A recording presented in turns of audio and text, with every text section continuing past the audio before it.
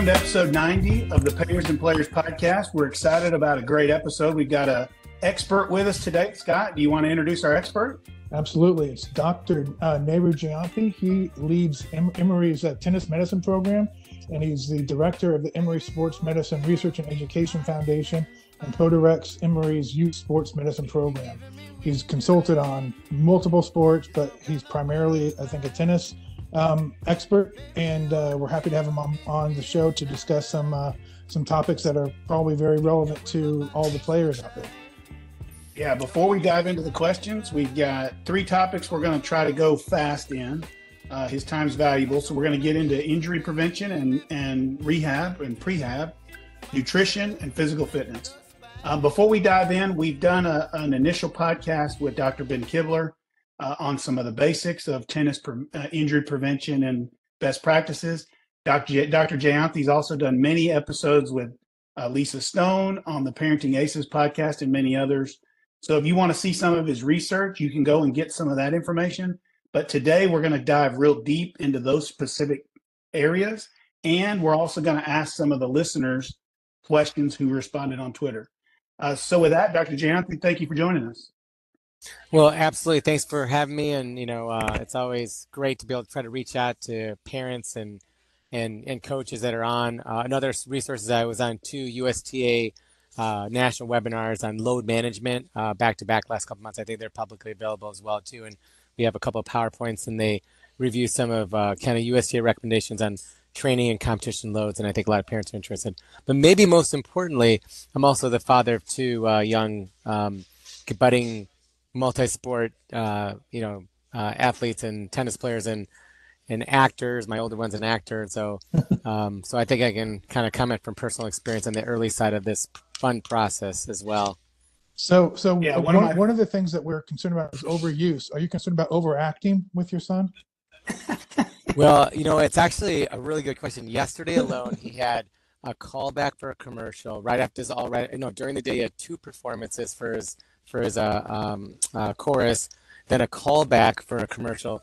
Then he had a Stranger Things audition, and then now he's got a callback for the lead, in his school play today. So there is a bit of overuse in acting there. You're right, actually. This is and the actor strike just ended, so everything's kind of coming at once. Okay, good.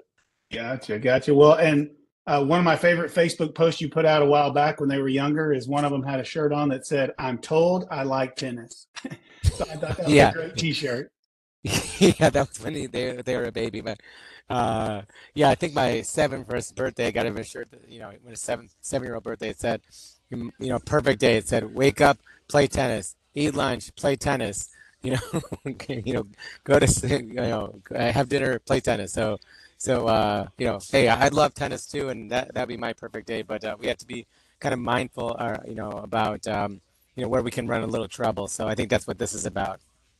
Yeah, and that's one of the reasons one of the things I like about you so much. Your general orthopedic person is gonna go right into kids shouldn't play that much, but I think you understand. Are you a 4-5 player now?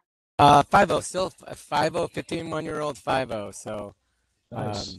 They're a player hard to find those. The medical and the tennis side. So we're excited to have you on. So let's dive right in. But before we do, will you tell people what you're doing in Major League Baseball?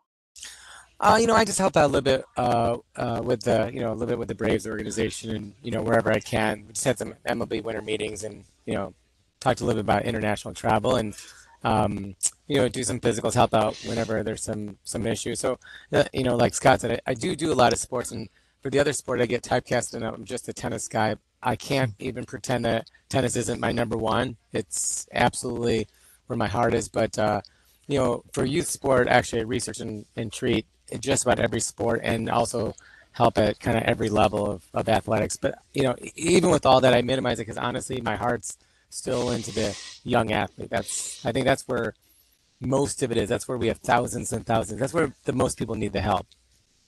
Yeah, that sounds great. Well, I know the listeners will be excited about that. So let me dive into question number 1. So a lot of folks are and you've got some of the guidelines around how many hours per week a player should be playing, and you've talked a lot about the age hour rule. So will you talk for a second, what is the age hour rule, and then the second part to that is, some academies will go Monday through Friday and then have Saturday, Sunday off. Some will do Monday, Tuesday, Thursday, Saturday. Do you think it's better to have 2 consecutive days off, or is 2 days, regardless if it's one day and another day of tennis? Give us your Yeah. opinion on the age-hour Yeah. rule and then those two Yeah. consecutive days off in a week. Great questions, and these came up. We actually had a load webinar with USDA. About 500 parents were on, and as soon as it was done, Carl Davies messaged me that day and said the parents want more. So we literally set it up for the next month because it was more than just like here, general rep. They wanted exactly what you're talking about, and so if we back up, what we're also talking about, we have to be even more specific, and I think that's what you want. Be as specific. So you look at the stage of development. That's where That's where a lot of our research is right now, and there's 3 stages, right? So when you are pre-adolescent, when you have not hit your big growth spurt, typically, for girls, that's probably under 11. Boys, it's actually under 13. So, and some are even 13 and still pre-adolescent. Let's say it's like up to 12U, certainly for most players. That's a different set of rules.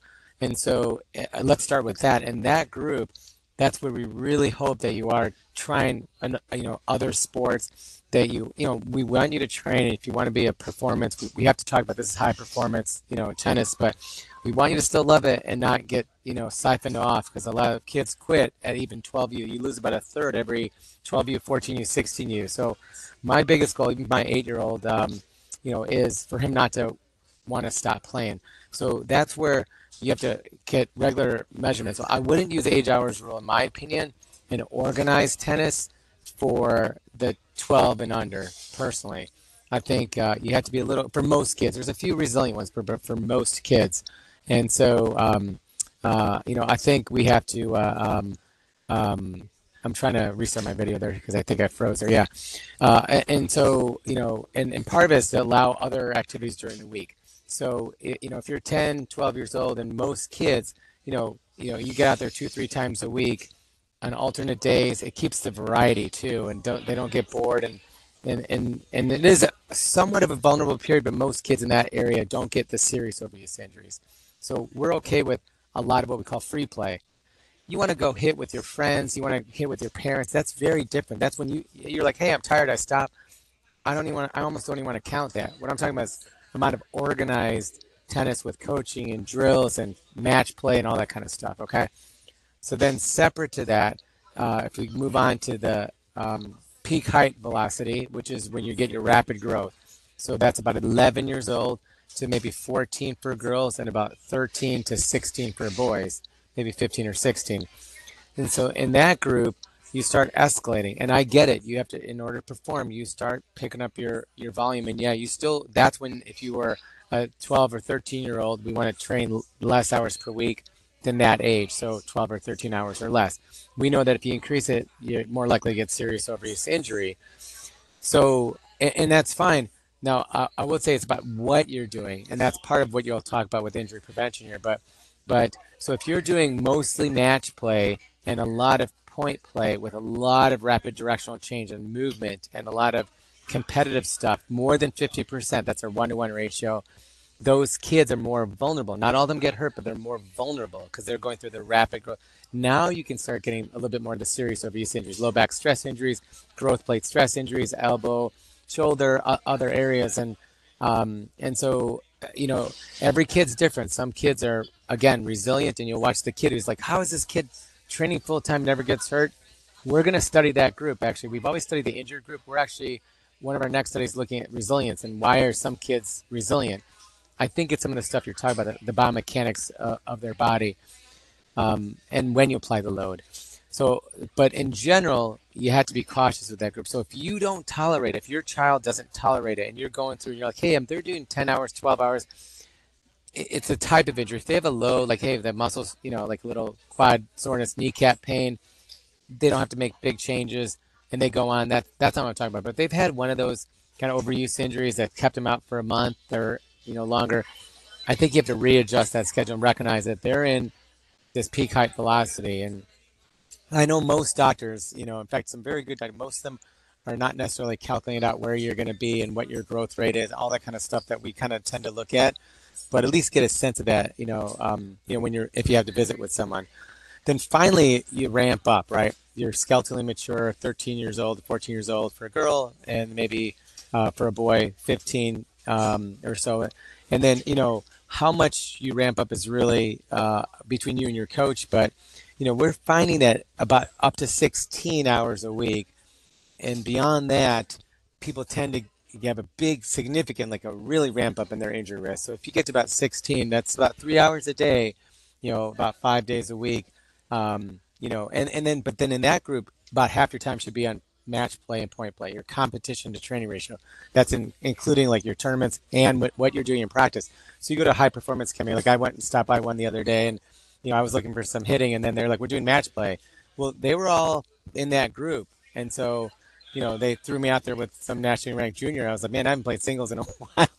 but that's what they should be doing. You should be doing about half of his match play in that group. But I don't know, like my little guy, it was fun because they've not done that at all. And these are high performance academies. And he just did a little Davis Cup for the first time he's been there, and he's been there for about 3-4 months. And they just did a couple of like quick sets, but they hadn't done any of that. So most of that is not match play. So it's what you're doing. And that last kind of stage when you're skeletally mature, and you're older, yeah, you can go at it hard. That's when you go at it hard and figure out how close to your peak you can get. So and as Robert, it's very different based on where you are in your development. So what about during the week, 5 days and 2 days off, or should they take a day off in the middle of that and just take 2 days anywhere in the week? Yeah, it probably doesn't make a huge difference as long as if we're talking an uninjured kid, it probably doesn't make a huge difference. When it depends what you have. If you have a bone stress injury, I like 1 day on, 1 day off when we return. We do a lot of return to play in that way. Without injury, yeah, 1 or 2 days off each week, wherever you do it is probably reasonable, And so, and then Mark Kovacs had some data, and you might have talked to Mark Kovacs before about that itself as well. And we're finding that, 1 to 2 days is a good, and this is again that last group, that skeletally mature, that really high performance group. But pre-adolescent, I don't know if they should be doing more than 3 days a week. That's just, and again, that's maybe some coaches don't get mad at me, but I'm not sure if most kids are prepared for that. And what I'm not looking at just performance. I don't want these kids to quit. And the best way to keep them is to have them still want it. They want to be hungry and love it, and not overflood them and just all of a sudden they're like 14, like, I want to see my friends. So aside from injury alone. Yeah. Could you talk a little bit about how that may be at odds with the short-term athletic development? I know something you've talked a lot about, and it's sort of one of these things where the data maybe is going against what we were preaching in terms of. Yeah. So go ahead. No, it's a great point. And, I'm not here to judge. Like, I get it. Like, every family has a different goal. And, long-term athletic development model has been around for a long time. The Canadians invented it. The Americans, we feel like, we want to say it's ours, but it was talked about many years, before we really, got into that. And that's really having a strategy that gets young athletes to perform at their peak when we want them to really peak, which is later in life. So when you have an 8-year-old, I think of it as a 10-year process to get them to be 18 and be kind of close to their best, right? And even beyond that. But that takes a lot of patience, multi-sport play, and then other other strategies that we'll talk about, monitoring your load. Now, short-term athlete development is trying to get a short-term goal of like being the best 12-year-old in the area or the best 14-year-old. And that is loading a lot in the beginning and tons of hours of lessons, group, match play, and competition. And guess what? It probably works. If you want your kid to be the best by 12, then do that, because including my own kid, you're going to beat my kid. The risks that you take are getting hurt and quitting. And if it's worth it for you and you want a short-term goal, and that's kind of what you guys decided, and then you're like, well, that's good enough, we don't mind that, then that's just what you have to accept. And I'm not saying it happens to everyone, but you have to accept that we know that over a 3 to 5 year period, it's more likely those kids will not play that sport again. Now, there are some that are resilient, have a really great environment, and kind of survive that. and in that group, they could end up being quite successful. And so I don't judge. And, I've realized, having done just countless media interviews and talking to countless parents and coaches and players, everyone's entitled to how they want to approach their player development pathway. Yeah, and that's one of the things I've sort of observed in our journey is those kids that were the best at 12 in the six teams, they're still up in the top or they've quit. They're not sort of in the middle of the pack. They're either out of the game or they're still at the very high level. And so it is one of these difficult things where you say where we want to monitor their load at a young age, but then the kids that are say going above that, they're the ones that are more successful. They're getting recognition. They're getting invited to USTA and everything like this, and they're getting all the resources poured into them. And not surprisingly, with that all that extra attention and that success, they're going to keep developing and keep improving, or they're going to quit. So it's like you're right. I think it's one or the other. But if you do want to have the long term success, short term success is part of that process too. Well, and another thing that is coupled with that, it's not just in tennis, it happens in a lot of other sports, and it's been documented well. David Epstein wrote a book. I think he was writing a couple books. I think your viewers may want to tackle, but it's the stage of maturity. So early matures versus late matures, Right. and so if you have a late mature, you're going to get less opportunities because you're late to the game with your size, and you're losing on size and some speed and strength and those kind of things.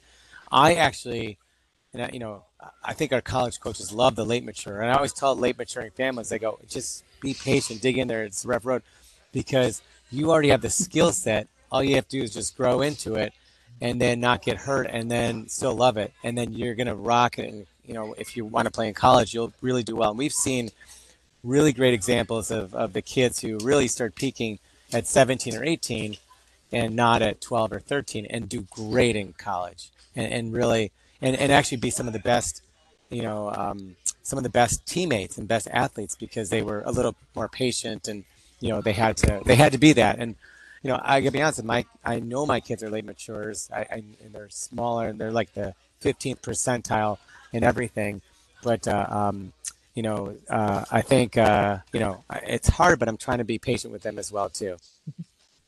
Yeah, well, welcome to my world. But I will Yeah. tell you that I think you're right. I think coaches love the resilience they see in the player, and we're starting to see the growth happen.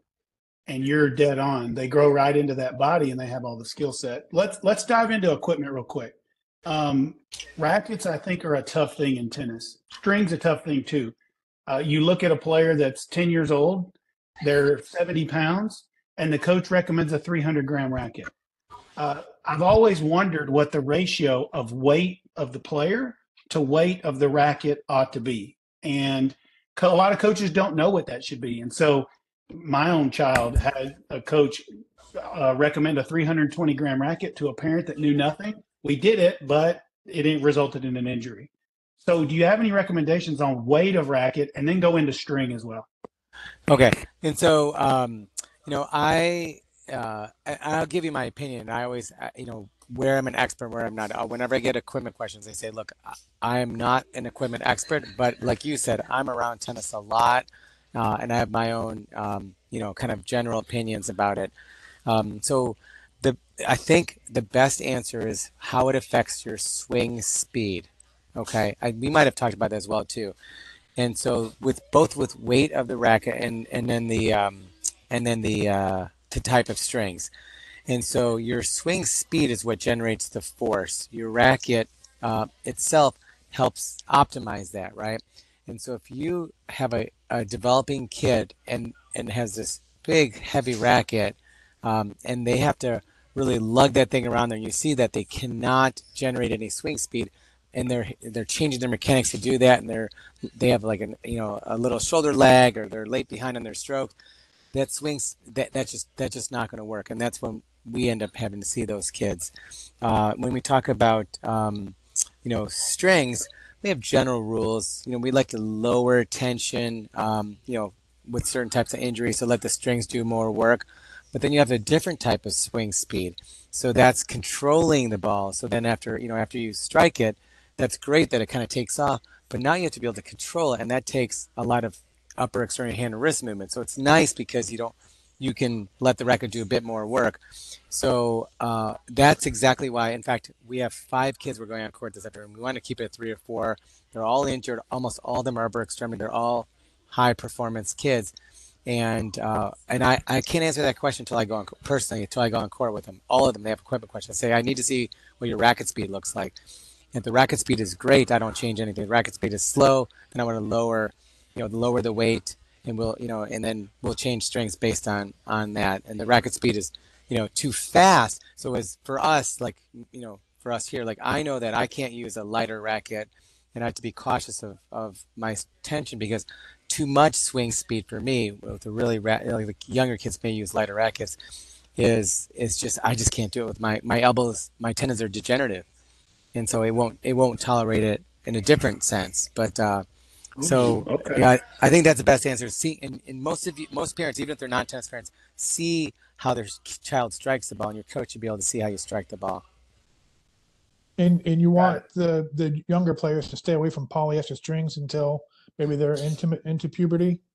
Well, as a general rule, perhaps, but because people think of wrist and elbow injuries because of that. I don't know that there's a direct correlation. I'm okay based on what you do technically is definitely more important for me. Now, in today's game, the things that I see are, number one on the forehand is a lot of loop and a lot of heavy acceleration, which is fine, but also it's heavy early forearm, acceleration and pronation. And so we're not getting through the ball, and the young kids, they see it and they see the rapid rotation, and so that's what worries me more actually than the actual equipment. And on the back end, what we see is a lot of non-dominant wrist pain. We published a thing called backhand wrist, where we're seeing a lot of kids with wrist pain over here. And I'm happy with this one, because actually, no matter how bad it is medically, most of them we're able to help treat on the tennis court.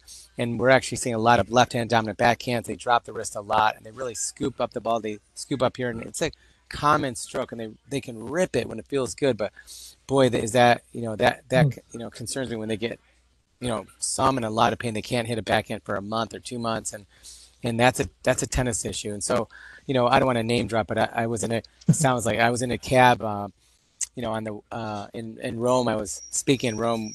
At that time it was with Nick Bollettieri and Emilio Sanchez and all these great. And I was sharing a cab with Emilio Sanchez, and I asked him, I said, "What's this scoop with the change in strokes? I see so much backhand wrist." And he's like, "Kids have forgotten how to use their right hand on their backhand." He's like, "It's gone away." He's like, "It's right hand first, and then your left hand." And so I've kind of adopted that. I was doing it kind of loosely, but I'm really big on the mechanic change. So again, I think equipment changes play an influence, but the biomechanics of how you strike a ball is actually, I think, the most important. What does it do to change your, And that's your actual just biomechanics? another reason why the one-handed backhand is better than the two-handed backhand, right, Robert? Yeah, Scott's a big fan of the one-hander, and his son's got a beautiful one-hander. So. Is it? I mean, Yeah. hey, if you can do it, it's great. It's just not easy to do. I mean, No, it's great. It's just not easy to do. Yeah. Luke's He's got a pretty lefty talented then, huh? one-hander, and it's beautiful. Yep. Did he hit a one-handed when he was like 10, 11, 12? Yeah. Yeah, wow. That's great. That's not easy to do. No, You talk about patience. I mean, Scott's had to live through a lot of, hey, just play to his backhand, right? Yeah, hit it high. Oh my gosh. It's Good for him. all over. Yeah, he's getting there. Yeah, he's really accelerating right now. He's playing some really good tennis. So tell me about head heavy, head light. People putting lead tape on their racket. Does the head heavy, head light matter? Well, it's balance, right? And so, it seems where you balance. I'll go back to this. I actually think most of these things, and I'll tell you, there's this, most of these things make bigger differences as you're farther along in your career. I think early along, I think it's you're still developing. Things are going to change with your body, the way you strike a ball, and I focus on those things. And I'll tell you this: there's one study that actually looked at challenger level players, and they asked them to guess the string tension on their rackets. We all go, and I'm included, like, oh, this racket's like way off. This is, and it's like 2 pounds up. They could only detect the difference to about 8 to 10 pounds. And so they weren't very good at it, even though, we're all experts. We feel it and we're like, oh, this feels loose. That was one small study. I think that there's some truth to it. I mean, I feel like I would know a 5 pound difference, but I think we make maybe a little bit more of it than in this at this phase of when we're talking youth athletes, okay, and junior tennis players. I think balance is fine. I don't think it. Again, I would look at the stroke. I mean, I think if I'm seeing that, that the head is moving around everywhere, and I want a little more stiffness and balance at the top, then maybe we'll put a little weight at the top. But I got to be honest with you, we do probably a few hundred on courts a year. I don't think I'm talking about weighting the racket very much throughout the year. Gotcha. Oh, it's good to know. All right, Scott, you want to jump into a Twitter question? Yeah. Before we get there, yeah, let's go to Twitter question. Fine. Let's see. It says, is there any test or evaluation kids can do to see if their body is well suited to tennis? So there is a thing called the USDA High Performance Profile, and whether it's the suitability for tennis or not, I'm a tennis bias. Everyone is suited to play tennis. Right. Okay, like everyone. Right. So, I'm told I like tennis. Tennis is the best sport for everyone. You could be in a wheelchair. You could be you could not be able to see. There's actually but so if we're talking about maybe perhaps we should phrase it as, is that what is, how do you assess your child for the optimum, involvement in tennis? And there's a thing called USDA High Performance Profile. I was involved in a publication that Robin Rice and USTA did on several hundred, high-level juniors and a few, professional athletes, and where we saw differences. And probably the most notable one in that, which is very correctable, is, and this is what we published, on with Robin, is on looking at, just simple things like trunk stability. This is an assessment of hamstring flexibility, quad flexibility, trunk stability, strength measurements, and very simple things to do. So these are being able to do planks and bridges and those kind of things. And then the associated back pain. The kids who had poor trunk stability had more back pain. That's where we see back stress injury, particularly in that vulnerable period we talked about, that peak height velocity. So I think as far as suitability, if you're wondering, just the best way to find out is have them play tennis, and then, but then and have them play other sport and have them play, we go to my kid, and I want to brag, but he does group one time a week, okay, but he plays baseball and he bats like 900 because he can see the ball when it comes, period.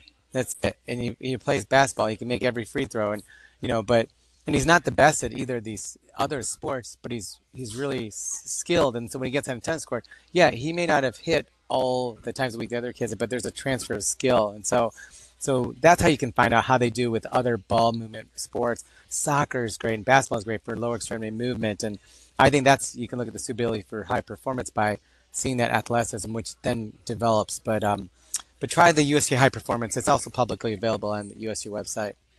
Okay. Got it. All right. Another question. Have you seen non-operative procedures for OS trigonum syndrome restore full playing in athletes or any tennis players with this situation? Well, short of providing specific medical advice, I'll just give you general medical. So osteotrigonum is when you get a little extra piece in the back part of your ankle. It hurts when you bend forward, called plantar flexion. We actually see it in dancers a bit more, but obviously there's some plantar flexion in tennis. It can be a little bit of a tough problem. The non-operative stuff we do is we try to rehab it, improve the flexibility in the plantar flexion. Sometimes we moderate load. We might put a little gel insert. And, but if it's a painful osteotrigonum and it's just stopping you in your tracks, if we get an MRI and there's like bony edema there, I do diagnostic injections in there, but I don't think they're curative. I don't even put steroid in there. So we'll have them excise that surgically and because the outcomes are likely to be better. If you spend 6 months figuring out whether it's going to be effective or not. And again, let's talk about, we're assuming this is the high risk, the high performance, group of athletes, and so we want to make sure. Well, I'm not giving you any detail, but dealing with that. This player, I won't tell you name or anything, between a 9 and a 10 UTR, about 15 years old. Yeah, and so I think that's a shorter interruption. And on the smaller side too. Yeah, and and again, it's about performance. You don't have to operate on every osteotrigonum, but I'm talking about if your kid has tried a month or two, and they've really tried to modify their load and training, and you reduce the amount of plantar flexion, running and jumping and everything, and you try to rehab it and put a gel insert, and it's just not getting anywhere. Then you get an MRI, in my opinion, and look to see if there's bony edema, and then consider an excision. If you spend 6 months and you're like out of tennis for that long, it changes and then you still have to consider surgery. Then you might end up losing a year, and that's a big change in your developmental pathway. So, and you're talking about a 15-year-old with 9 or 10 UTR. That's someone who has a high trajectory, right? So, um, again, if it's not bothering you, I'll leave everything alone.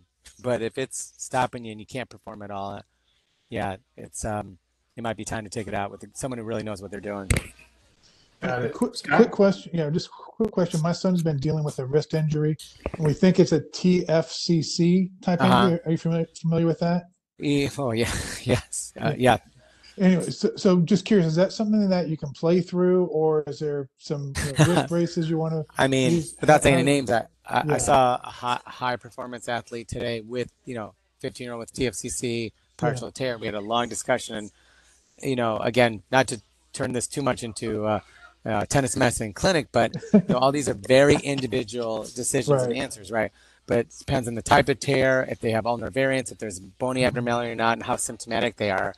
And the spectrum can include anything from ignoring it all and just modifying your load, looking at equipment, and those types of things, and seeing how you do on court and modifying strokes and load, to even considering one of two surgeries. One is wrist arthroscopy, but the second one is an ulnar shortening if there's bony involvement, and everything in between, which is a couple injection types and everything. So that's a tough decision. If it's dominant side, it's a tough one. If it's non-dominant, backhand wrist, much more, like I told you about, those are, we fix on court. We do some rehab, occasionally inject, but that's an on-court thing. And so we've had really good success with the non-dominant TFCC and ulnar wrist problems. But the dominant side, it's a little tougher because you only have one forehand. You only have one wrist forehand. Some kids only have one forehand, right? I actually played a guy in my makeup 5-0 match who hit two hands from both sides, and I've seen this video of that one kid who has two forehands. So it's interesting. All right, so last Twitter question: prep and recovery for a tournament. So a lot of students or a lot of young players are playing 2 singles, 2 doubles. The singles are lasting 2.5 hours, so 5 hours right there. Then they're playing 2 doubles, and then that's a Saturday. And then they go to bed and they wake up on Sunday and do it all over again. And the matches are highly competitive, going to third sets at level 1s and level 2 nationals. First off, I wish that didn't happen, but it is what it is. So what do they need to do to prep? And then what do they need to do to recover on the back end so they can be ready the next day?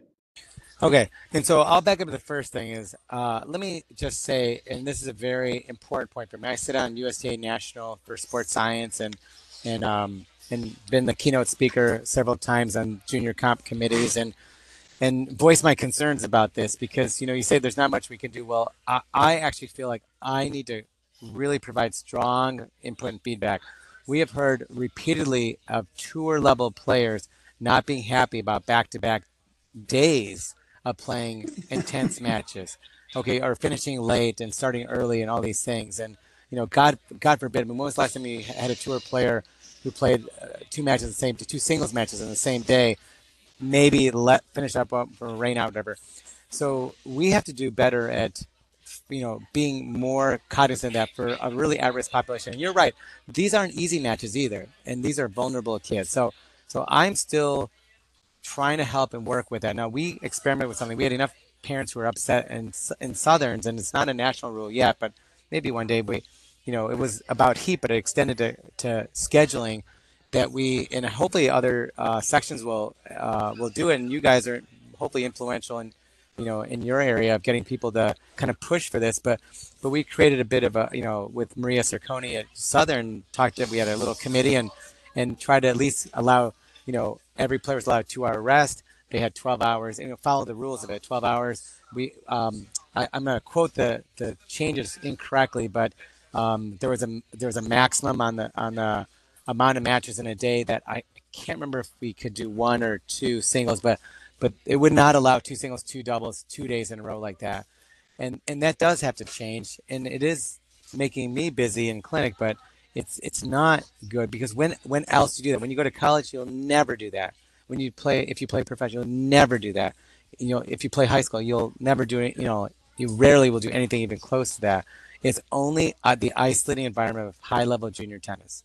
So and it's not great because we spend so much time control training load and injury prevention, do everything, do have kids coming off stress injuries in the back, and we've done everything right, coaches, parents, and we go to one tournament and they go and they play 6-7 matches in a weekend and they come back and they're like, and I go, I can't control your environment.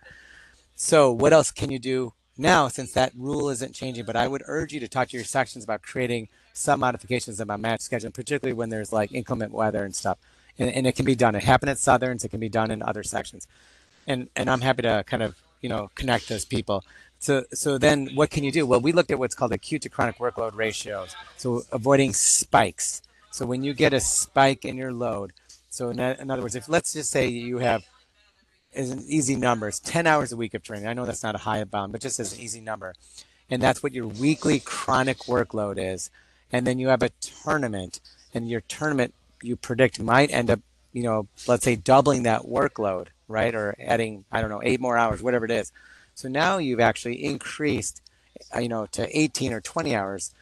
If you increase by more than even 30%, your risk of shoulder injuries in tennis players and low back go up. So that's only a 3-hour increase. So then now what you can do as best you can is try to predict as best you can the 2 days before perhaps and the 2 days after the tournament of lowering your load. So instead of like increasing your load right before match play and tournament play is decreasing it. And I know some people hate me, well, you can barely go to the academy, this and that, but this is what recovery is about. And then if you average it out, at least maybe you're doing 12 hours of training over the 2 weeks, and then you accommodate, then maybe you end up with 8-10 hours of match play, and now you're at over a 2-week period, you're still only at 24 hours, and that's a 20% increase. And you have to be smart about that. Now sometimes you might go there and have maybe you exit early and you end up not needing to be off as much. At least that's safer for you. In your recovery, maybe you can then resume and start hitting earlier again, so you don't have to make as much accommodation. But I would say the 2 days before, 2 days afterwards. And there's some reasonably enough information that if you have higher workloads 2 days prior, you'll have a higher risk of injury. And then in all endurance events, everyone tapers. Distance runners, triathletes, everyone tapers 1 week before and 2 weeks before if it's an Ironman. So I think we need to be better in tennis. We don't do a good job of tapering before and afterwards and allowing the recovery. Well, and this is a conversation Scott and I have had a lot because my own child just can't make it through a full tournament. And I shouldn't say can't, does, but more often doesn't than does. And a part of that was a year ago at 14, he's 89 pounds and 5'1", right? And now he's finally hit a growth spurt. So he's having to work a lot harder to hit every ball than the 6'1", 180-pound kid across the net. And so I agree with you. But a tournament like zonals, where it was one singles, one doubles every day, and that was it, he would have his best results. Love it. And then exactly. They eliminated zonals, right? So for now, I've complained about all of this, and then that's for now. They're reshaping it. They're going to bring it back. They're very big on team tennis, as far as I understand it, USTA. Good. Well, yeah, it makes sense. So never should have been eliminated, but Scooter's coming back. Yeah, I don't know all those details. Yeah, I'm trying to point a lot too. By the way, what you're describing, I've heard that a lot. Go ahead. All right, so nutrition. Tell us, but Robert, real quick. So I guess the thing I want to just sort of try to understand is, if you have a 64-player tournament, that means you've got 6 matches. And you've got to do it in a weekend, maybe Friday, Saturday, Sunday, or Saturday, Sunday, Monday. You're sort of struck with 2 matches a day. How do we get around that? Yeah. So, okay.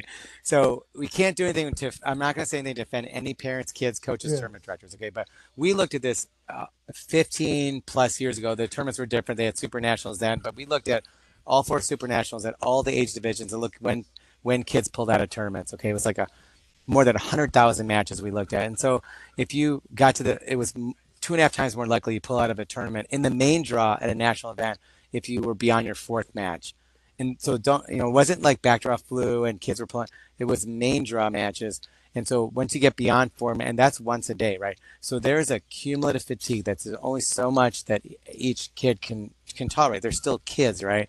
And that's not that different than the tour, right? I mean, that's kind of where Yeah. people really start fatiguing it, and that's the broader question is, and this is a sensitive topic, is should these tournaments have such large draw sizes aside from the financial part of running a tournament?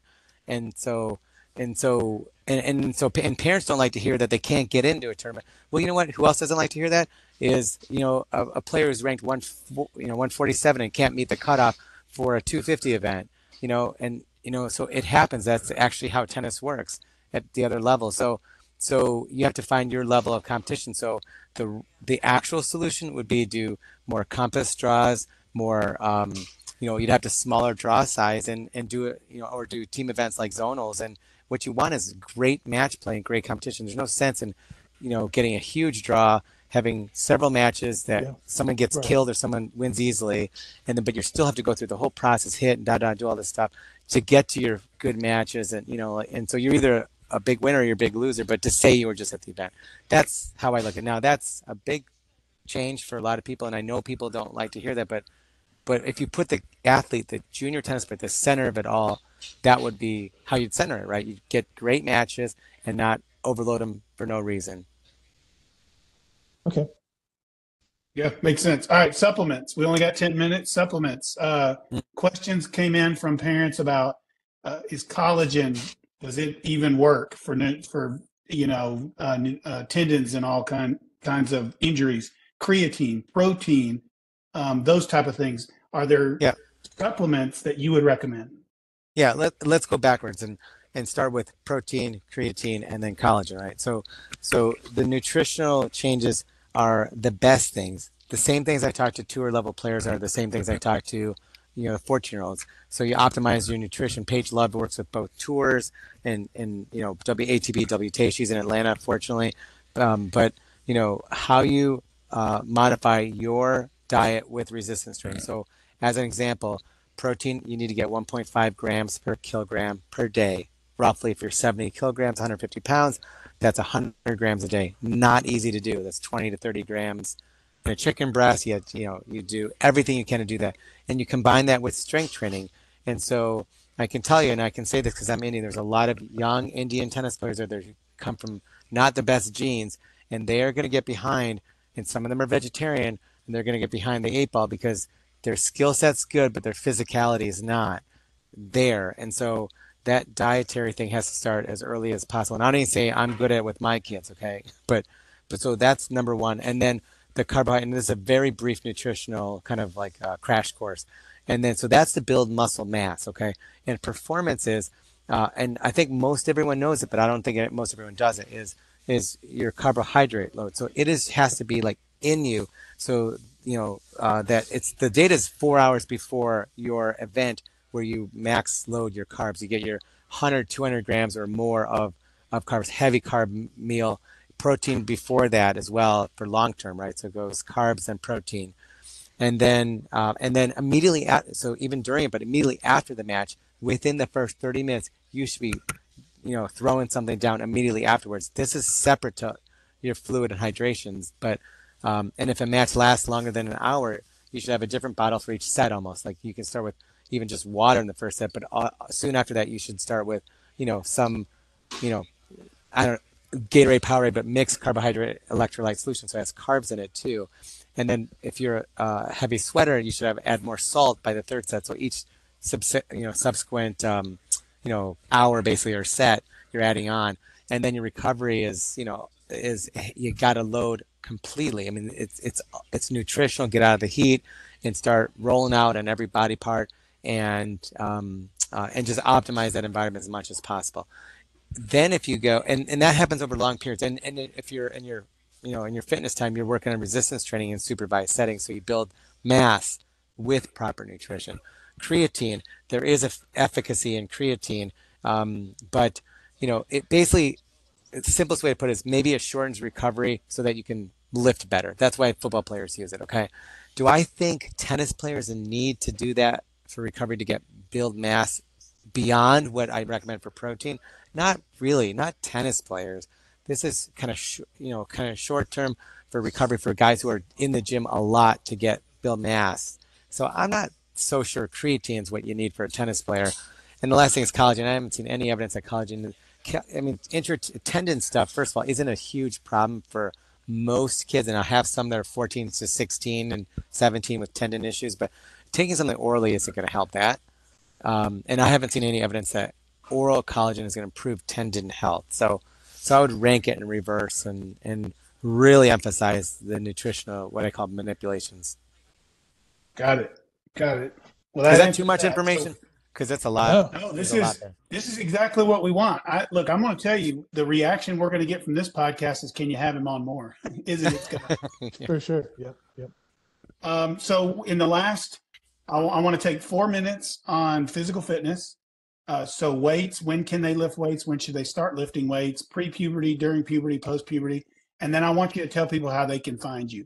So if there's a parent Sure. out there, they live in, say, Chicago, and their child's injured and they want to bring them to see you, or if they're in Atlanta where you are. So tell us about lifting pre, during, and post, and then how they can get in contact with you. Sure. I'll just do the easy parts. Tennis medicine at emoryhealthcare.org. Tennis medicine at emoryhealthcare.org. Tony is my Emory tennis athletic trainer. He's awesome. And he coordinates in town, out of town. He's on court. He has the best job in the world. Just doesn't get paid enough. He's on court all week long at all of our academies. Help all these kids try to stay healthy. And we don't charge any of the academies. We don't charge for any of the on-court stuff. We see so many tennis players every year in the clinic.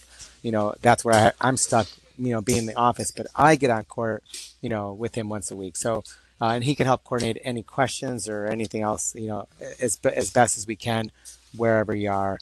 And then, as far as physical, you asked about physical fitness, right, and resistance. Yeah. So parents are wanting to know when can their kids lift. So I learned a lot after I was already a double board certified physician to help at a tennis academy who had high performance program, and I recommended them to have a fitness and off court tennis specific conditioning. And then the owner of the club looked at me and said, "Well, can you do it?" And I said, "I'm a sports doctor and I don't have time to do this." And then he begged and begged, and so I did it for, I forget, like 10 years, and just went out myself and actually learned a lot that you don't actually learn in medical school. And what you should know is that you can do a lot. First of all, resistance training in supervised setting is safe and healthy at any age, but it has to be progressive and done properly. So it starts with body weight. So most tennis players and pre-adolescents can do body weight, but simple things, planks and bridges, and even literally sit-ups and push-ups, and those are, and then you add Swiss balls and more trunk stability. Then you add medicine balls, and you kind of work your way up. So but if they're doing things properly, regardless of their age, it's more how they do it. You can add resistance training as weightlifting. If they can do a great squat with their hands up, coming down, then you add a bar, and then if they can do a great squat like that in a supervised setting, you're okay to do it. Do I think tennis players going through adolescent, most of them need to build mass? No, but they need to build strength and stability. So they may not be able to, they don't need to max out or anything like that.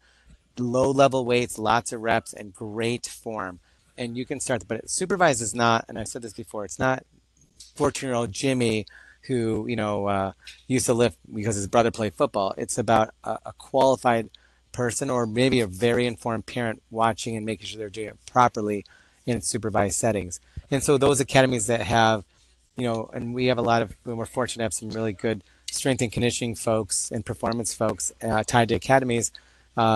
And some, actually, quite honestly, there's some coaches who are really good as well too, or they've taken Mark Kovacs's course, ITPA. I'm fine with whoever it is that's making sure they're doing it that properly and at the right sequencing of it, right? So you have to demonstrate, just like in tennis and everything else, the right sequencing. Yeah, makes total sense. One last question, since we do have maybe 2 more minutes here. Right now we're in December. Some people don't have indoor options, like say in Atlanta, there's not a lot of indoor, and we play some tournaments in Atlanta this time of year, and it gets really cold, and just what's your thoughts on when is it too cold to play? And if you are playing and it's below, say, 30 degrees, what should you do to prevent any injuries? I moved from Chicago. We played indoor 9 months Yeah, a year, and I didn't like that right, actually. right. But when is it too cold? So when is the USTA rule different than when you do? I think some of the weather I've seen some of these match days are quite unbelievable. So one way to get around is don't schedule tournaments in December and January outdoor. Could Well, be an answer, but yeah. I mean, my son played in Rome in March, and it was 25 I degrees. remember that. I But remember seeing yeah, videos of that. Yeah. yeah, So, when do I think it's unsafe? I mean, to be honest, like, is it unsafe? No, because we play other sports in weather like that. And, is it terribly unsafe for a conditioned athlete to play in 25 or 30-degree weather?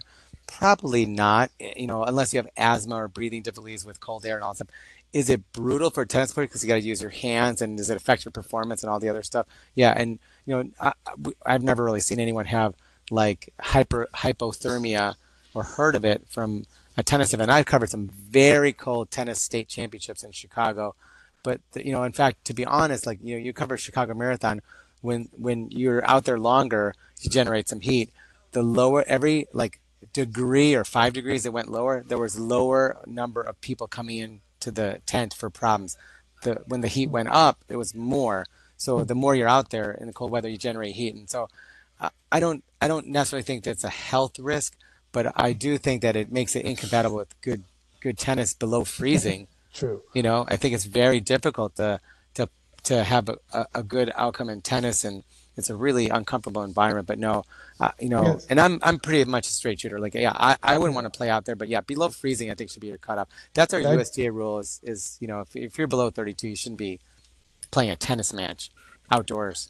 yeah, my thought was that maybe the ball would get harder to compress and be harder on your arm, but that's not true. That's not the case. Perhaps, but things do warm up. Yeah, perhaps Yeah. that could be true. But yeah, I mean, again, like I would love to cancel all events that were that cold. I think I remember that Rome event because it was a fluke, and then I remember seeing videos and stuff, and we canceled our match. I remember we canceled our matches, and then I still saw all those. I was like, man, how are they playing? But yeah, it dipped How are low, they and that's watching? I mean, we had to sit there and well, watch that. That was Yeah, even how are they worse. absolutely. watching is Yeah, right. I feel worse for the parents. So, so yeah, and they're kids, but Yeah, but and no, by I'm the more second concerned about changeover, they were out of their sweatshirts. I mean, they were fine. Oh, But they're pulling yeah, their pants off, wearing shorts, and yeah, the they're kids fine. were the It's kids would it's do the it. Like I said, parents it's that are not a health miserable. risk for the kids. Yeah, right, it would right. drive me nuts. Yeah, my kids Yeah, would do that too. yeah. Well, Dr. Jayanthi, thank you so much for coming on. We know your time's valuable. You probably are headed into clinic right now. Thank you again, and we hope to have you back soon. Oh, absolutely. Well, actually, I'm headed on court. I got about 5 kids. We're seeing this afternoon on court, so it's my favorite Awesome. time is Thursday afternoon to do that. So great having you guys send out proper messages to parents, and we got to keep doing that. And I think we'll hopefully keep developing a lot of really good players in this country. All right. Thanks a Thanks lot. so much. All right, bye guys. See ya. Bye.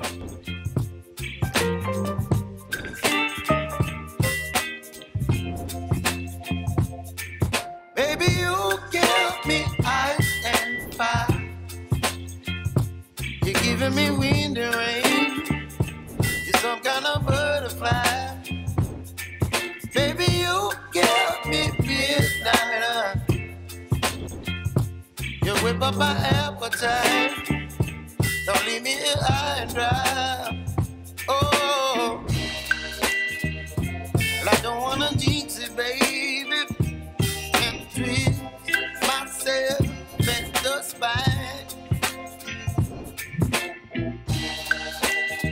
Don't wanna overthink it, baby.